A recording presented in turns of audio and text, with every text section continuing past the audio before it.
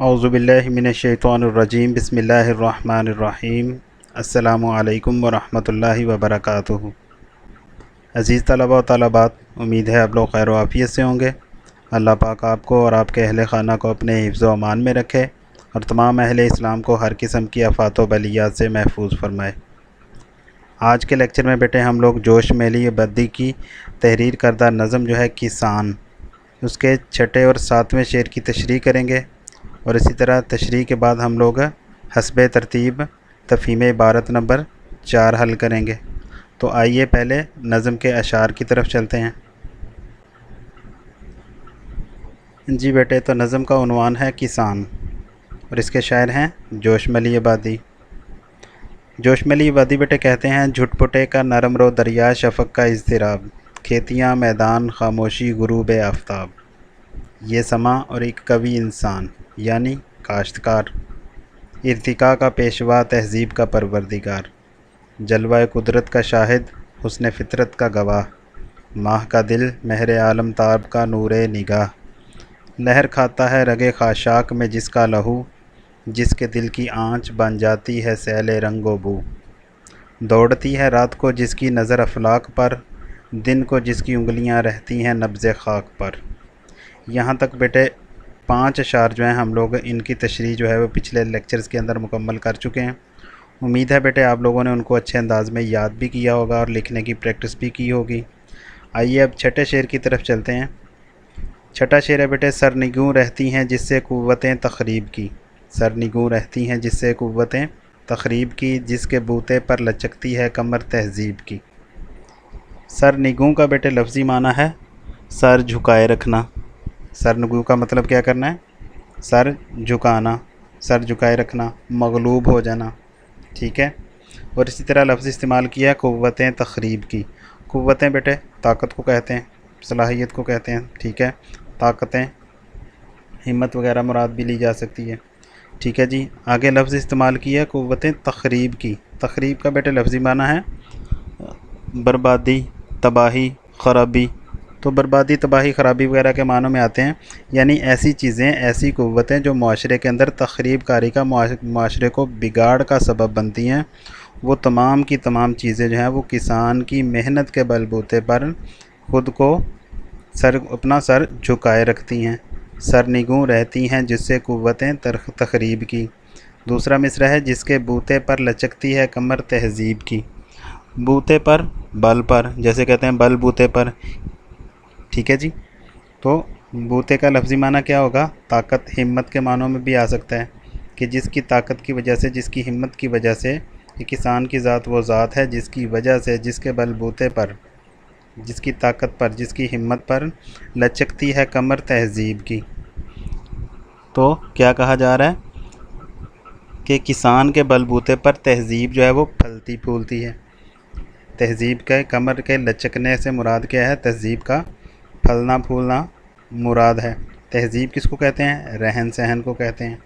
ठीक है जी, कि इंसानियत, मुआशरत जो है, मुआशरे में रहन सहने का जो तरीक़ा है वो किसान के बलबूते पर ये चीज़ जो है वो फलती फूलती है, परवरिश पाती है।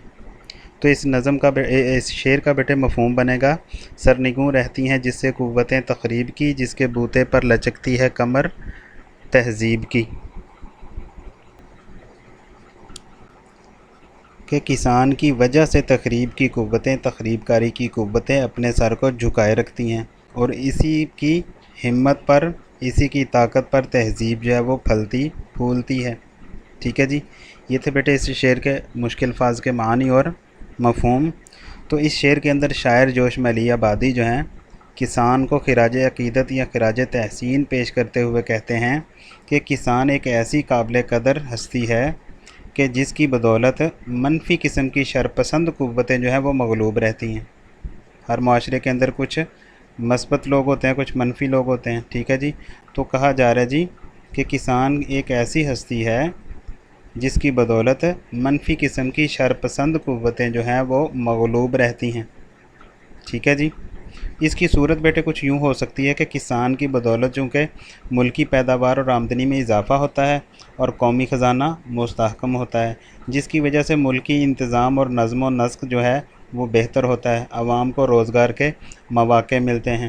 جب عوام کو روزگار کے مواقع ملتے ہیں اور عوام جو ہے وہ مصروف ہو چکی ہوتی ہے تو جرائم اور تخریب کاری کی جو شرح ہے وہ بہت کم ہو جاتی ہے، یہاں تک کہ جرائم اور تخریب کاری کا کہہ سکتے ہیں کہ سدباب ہو جاتا ہے۔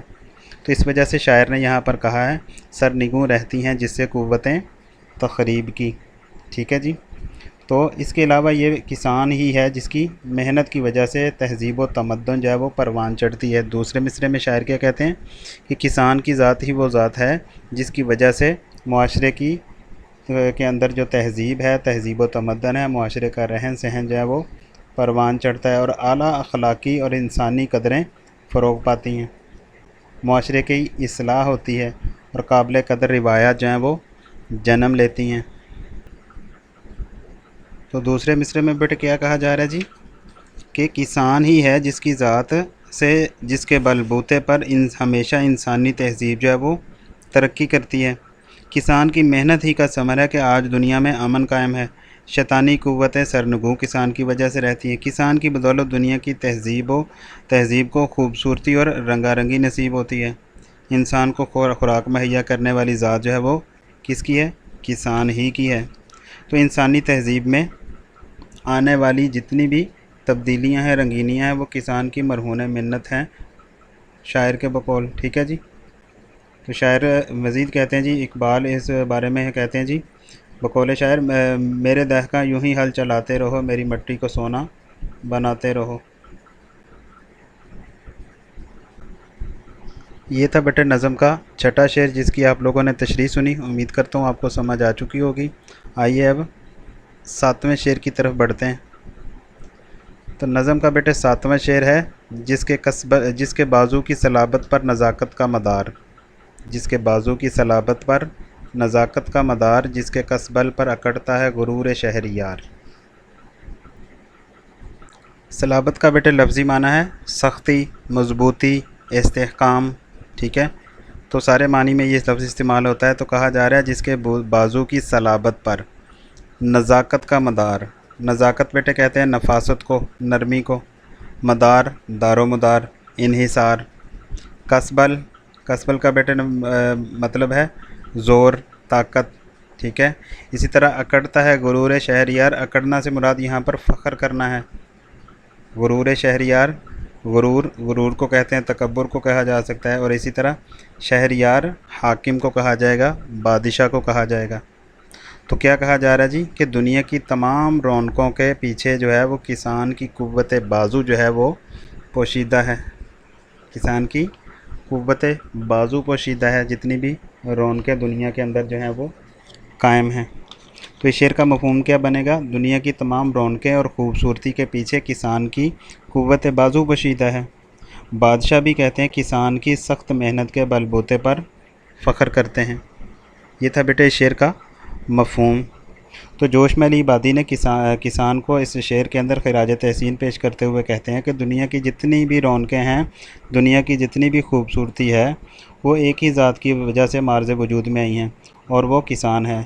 کسان کی قوت بازو کو بیان کرتے ہوئے ہی شاعر کہتے ہیں کہ وہ سخت ترین گرمی میں جان توڑ محنت کرتا ہے، جس کے نتیجے میں بیج جو ہیں وہ ننھی کونپنوں کی صورت میں ظاہر ہوتے ہیں، پھر مزید دیکھ بھال کے بعد لہلہاتے کھیت نظر آتے ہیں۔ یہ سب کس کی وجہ سے ہے؟ کس کے بازو کی طاقت کی وجہ سے ہے؟ کسان کی۔ اسی طرح بیٹے شاعر جو ہیں وہ دوسرے مصرعے کے اندر کہتے ہیں کہ دنیا کے بادشاہوں کے رعب و دبدبے کے پیچھے بھی ایک ہی قوت بازو پوشیدہ ہے، اور وہ کیا ہے؟ وہ کسان کی ذات ہے۔ ظاہری بات ہے کہ اگر کسان محنت کرے گا تو ملک میں زرعی پیداوار کی کثرت ہوگی، ملک میں زر مبادلہ آئیں گے، ٹھیک ہے جی، اور ملک ترقی کرے گا اور خوشحال ہوگا، بادشاہ کی بھی شہرت ہوگی، جو اس کے لیے بذات خود فخر کی بات ہوگی، ٹھیک ہے جی۔ تو یہاں پر بھی اسی بات کو شاعر نے بھی ذکر کیا ہے کہ یہ کسان ہی کی محنت کا ثمر ہے کہ آج دنیا کے کونے کونوں میں انسانوں کو کھانے پینے کے لیے خوراک اور دیگر ضروریات زندگی میسر ہو رہی ہیں، اور انہی کی بدولت جو ہے وہ ملکوں کے ممالک کے جو بادشاہ ہیں وہ بھی غرور کرتے ہیں، ٹھیک ہے جی۔ تو یہ تھا بیٹے نظم کا 7واں شعر۔ امید کرتا ہوں آپ لوگوں کو یہ بھی سمجھ آ چکا ہوگا۔ آئیے اب تفہیم عبارت کی طرف چلتے ہیں۔